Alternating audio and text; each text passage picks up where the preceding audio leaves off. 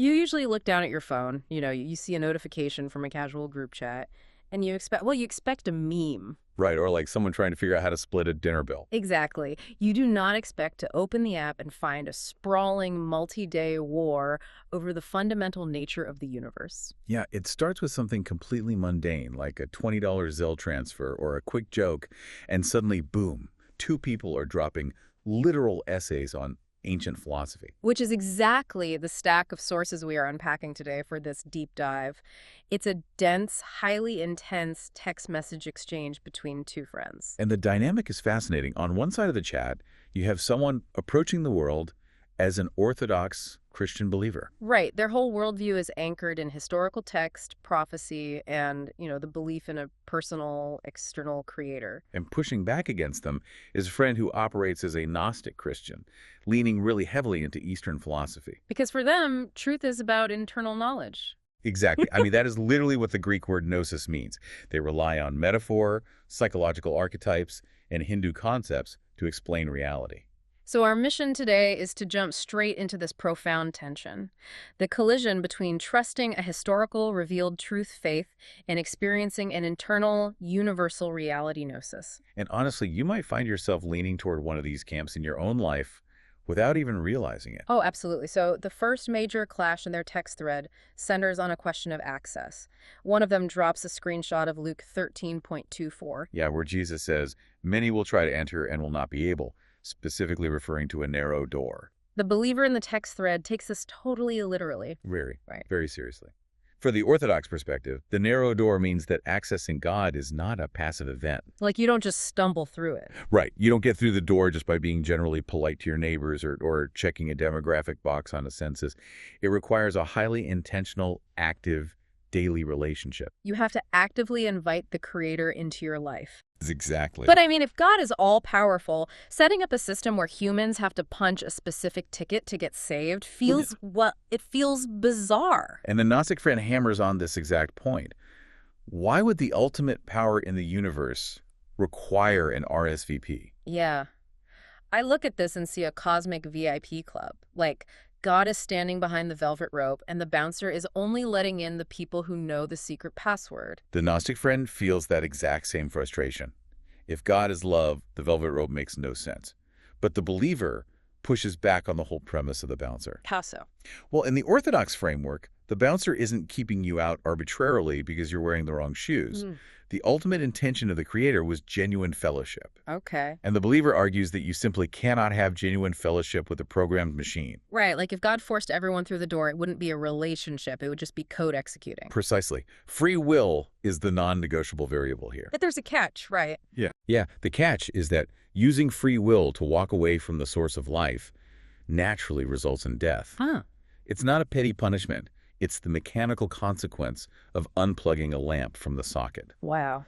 So the believer's argument is that the door is narrow, not because God is exclusionary, but because a true, unforced relationship requires humans to make a specific choice to plug back in. Yeah. A choice many just decline. But wait, if the penalty for not walking through that specific door is death, that sounds a lot like a hostage situation. That does. Like choose me or die isn't exactly a free choice. And if this door is so narrow, the Gnostic's immediate problem becomes one of access. Who holds the key? Which brings up John 14.6. The believer drops that verse where Jesus claims, "I am the way, the truth, and the life. No one comes to the Father except through me." And that claim of absolute exclusivity is where the Gnostic friend draws a hard line. A very hard line. They introduce this analogy in the text that we can call the medicine analogy. Right. They argue that humanity is spiritually sick and religion is the medicine. If you have a severe infection, it does not matter which pharmaceutical company manufactures the antibiotic. As long as it kills the bacteria. Exactly. So the Gnostic is saying truth should not be limited to a single source. If reading Stoicism or, practicing yoga or meditating on a mountain cures your ailments and brings you peace, Then that is valid medicine. yeah. Claiming there is only one path feels like someone trying to put a spiritual patent on enlightenment. It is the ultimate modern approach to spirituality. Okay. Pragmatic, highly individualized, and totally focused on internal results. Right. But the believer fundamentally rejects the premise that Christianity is a spiritual system you shop for. They have a counter-analogy, right? Yes, for the Orthodox Christian, the human problem isn't a headache that can be cured by a dozen different brands of aspirin.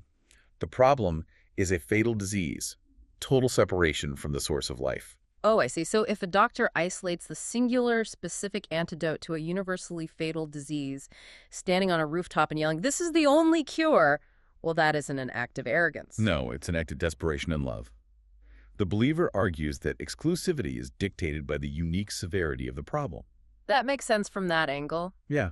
Jesus wasn't offering a set of life hacks to make people 10% happier.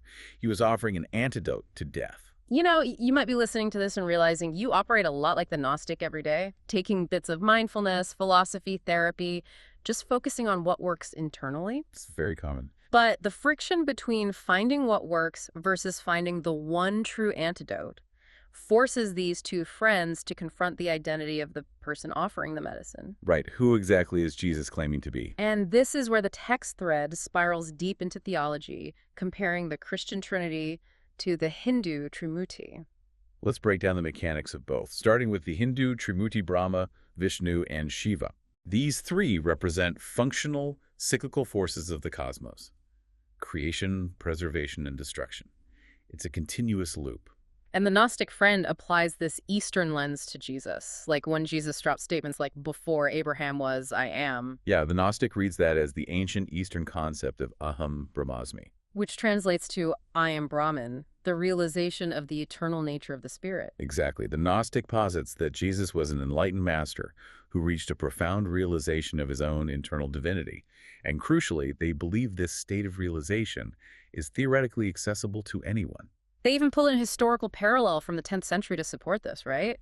The Sufi mystic Al-Hallaj, Yes, Ahalash. the mystic who was mutilated and executed in Baghdad for saying, "Ana haq, I am the truth," or "I am reality." Because in Orthodox monotheistic traditions, a human claiming literal ontological union with the Creator is considered the ultimate blasphemy. So the Gnostic friend argues that Jesus suffered the exact same fate. He realized his union with the divine, and his first century culture just wasn't ready for a localized version of "I am Brahman." Right. It's the difference between a wave in the ocean. The Gnostic is saying Jesus was a single wave that woke up and pointed out to the rest of us, "Hey, we're all water."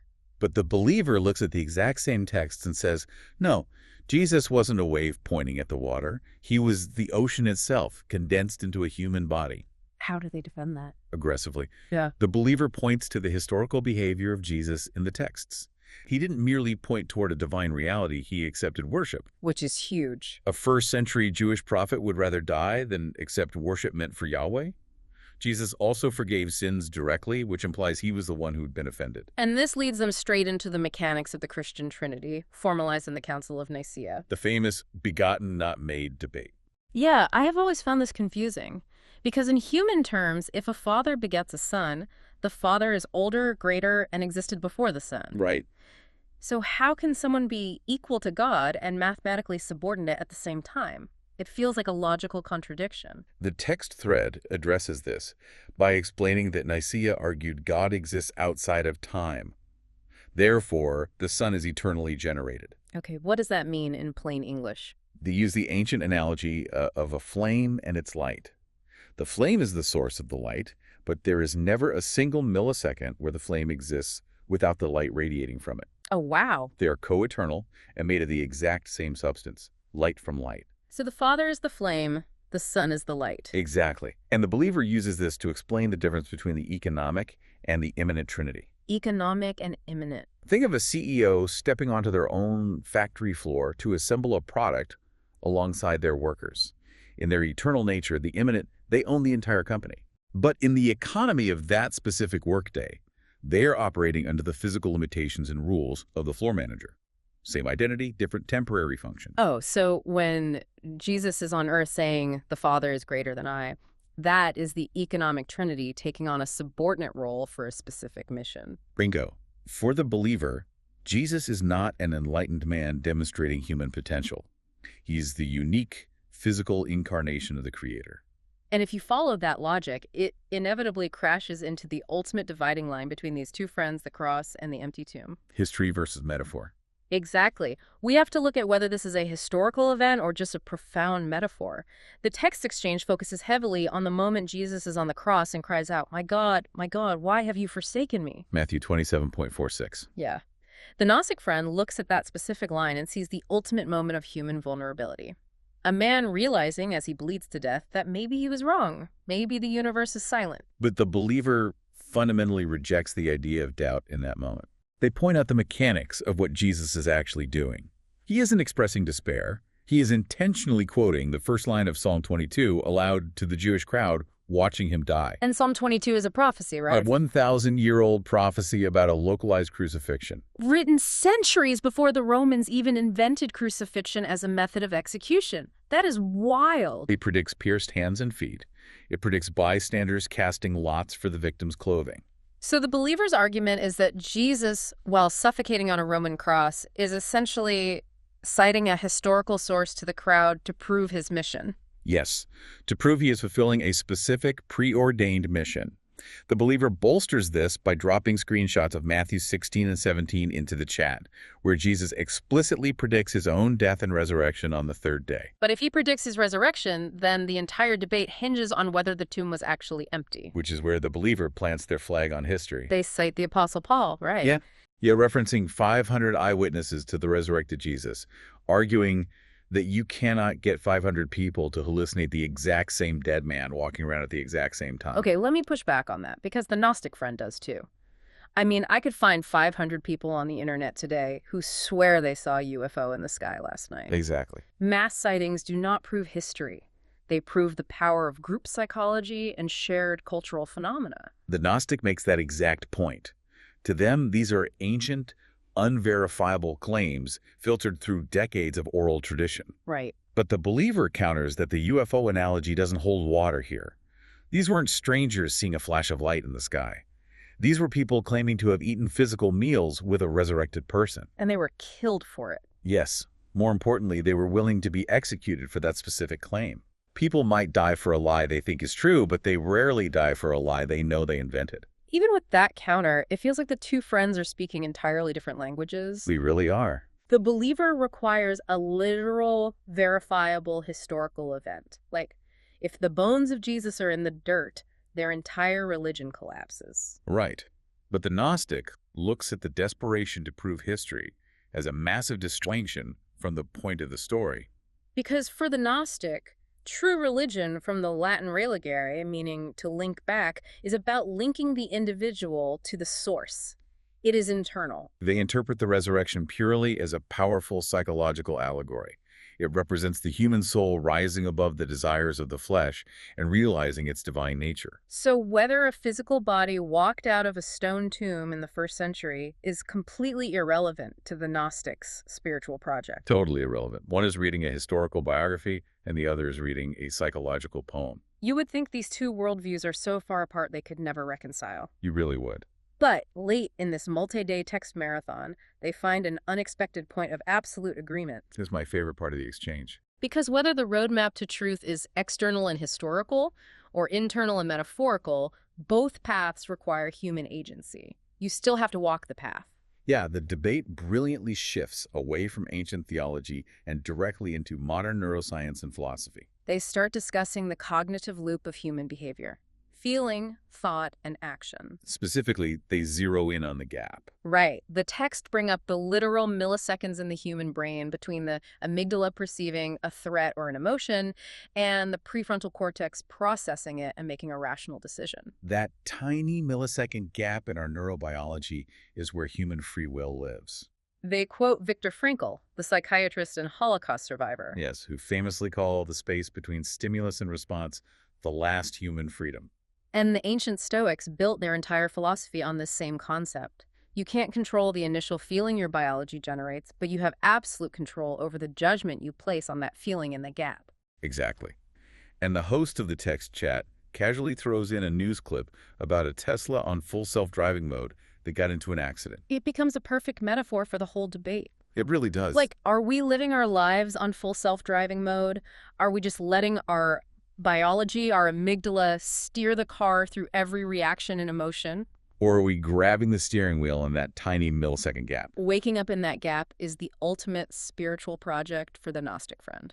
They argue that widening this gap through mindfulness, deep philosophy, therapy, or coaching is how a person becomes a hero to oneself. You pull yourself off autopilot, you stop reacting and start choosing. And the fascinating part is that the Orthodox believer completely agrees with this mechanics. Really? They totally agree. Yes, they agree that the Creator gave us this precise neurobiological gap so we wouldn't be robots. Right. Going back to the free will thing. Exactly.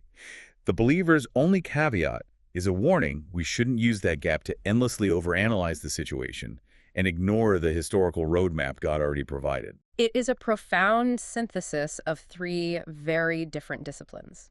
Religion, neuroscience, and philosophy are all using entirely different vocabularies to describe the exact same human struggle. The believer talks about sin, while the neuroscientist talks about lack of awareness. And the believer talks about salvation, while the philosopher talks about agency.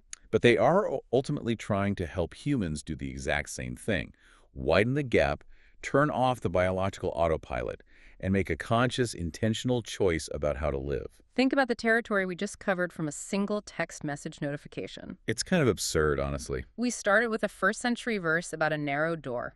We unpacked the mechanics of the Hindu Trimurti and the Christian Trinity. We debated the historical reliability of a 2,000-year-old empty tomb versus the psychological power of a metaphor. And we landed squarely in the modern neuroscience of human agency, living inside the prefrontal cortex. It proves how deeply interconnected these foundational questions are. When you pull on the thread of how do I reach enlightenment or how do I get to heaven, you inevitably unravel the nature of free will itself. You cannot solve the theology without confronting the biology. So consider your own worldview as you navigate your day today. Do you look at the human condition and search for the one unique cure, convinced that a fatal disease requires a specific antidote? Or do you believe that all medicines, regardless of the manufacturer or the tradition, ultimately lead to the same internal health? Both of these frameworks require a significant leap. Huge leaps. The believer's framework requires a massive leap of faith into historical claims. The Gnostic's framework requires a massive leap of trust into your own internal processing and perception. As we wrap up, I want to leave you with a final provocative thought that builds directly on what these two friends were discussing regarding that gap. Yeah, this is the really pressing issue for us today. Because we established that those precious milliseconds between feeling and action are the last true home of human free will. But in these very text messages, surrounded by theology, they casually share links about AI and machine learning algorithms. And our world is becoming increasingly saturated with technology designed specifically to anticipate our desires. Exactly. Algorithms are built to automate our choices before we even reach that cognitive gap. Right. If an algorithm knows what you want to buy, watch, or feel before your prefrontal cortex even registers the thought, what happens to your agency? Is that narrow door of free will slowly being pushed shut, not by God, but by our own technology? If the gap is where our humanity lives, outsourcing that gap to an algorithm is the most dangerous thing we can do. It is a critical question to ponder as we build the architecture of the future. Something to mull over the next time you find yourself endlessly scrolling on autopilot. Thank you for joining us to unpack this incredible exchange. And remember, the next time someone in your group chat asks to split a dinner bill, be careful how you respond. You might just end up having to defend the nature of the cosmos. Catch you next time.